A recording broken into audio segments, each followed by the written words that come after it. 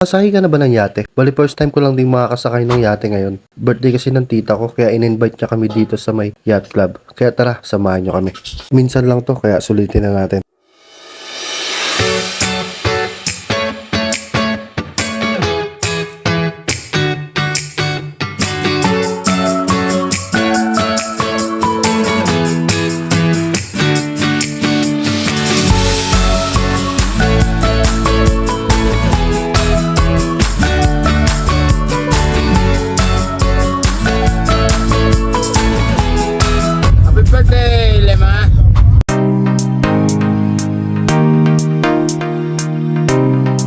Bali, ayun nga pala yung tita kong may birthday. At ayun na, nandito na kami sa may yate. Ayun nga pala yung mga handa niya. Bali, prepared yan ng Lily's Cafe. Ayan, kung gusto nyo rin matikman yung mga masasarap na pagkain na katulad yan, ayan, punta lang kayo sa may Bahak-Bahak. Doon located yung Lily's Cafe. Bali, ayan, while waiting ng mga iba pang bisita, picture muna. Tapos, syempre, kapag nakompleto na yung bisita, at ayun, kainan na tayo. Let's go!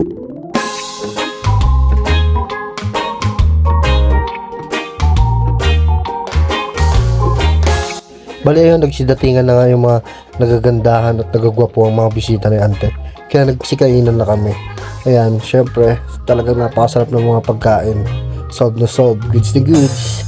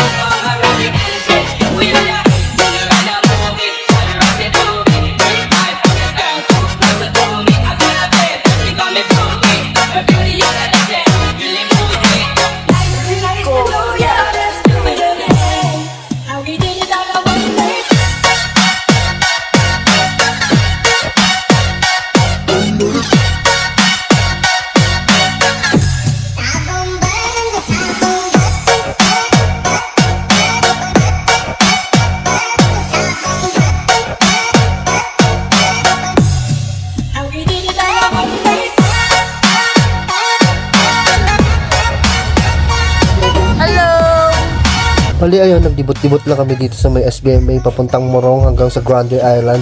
Bali, ang arki lang nga pala ng yate is almost 10,000 yata. Depende sa laki ng yate na arki line nyo. May iba-iba. Bali ayun, pwede naman kayo mag-inquire sa kanila. Tapos yun nga, inabutan namin yung sunset, napakaganda. Talagang nag-enjoy kami, kaya try nyo na rin to.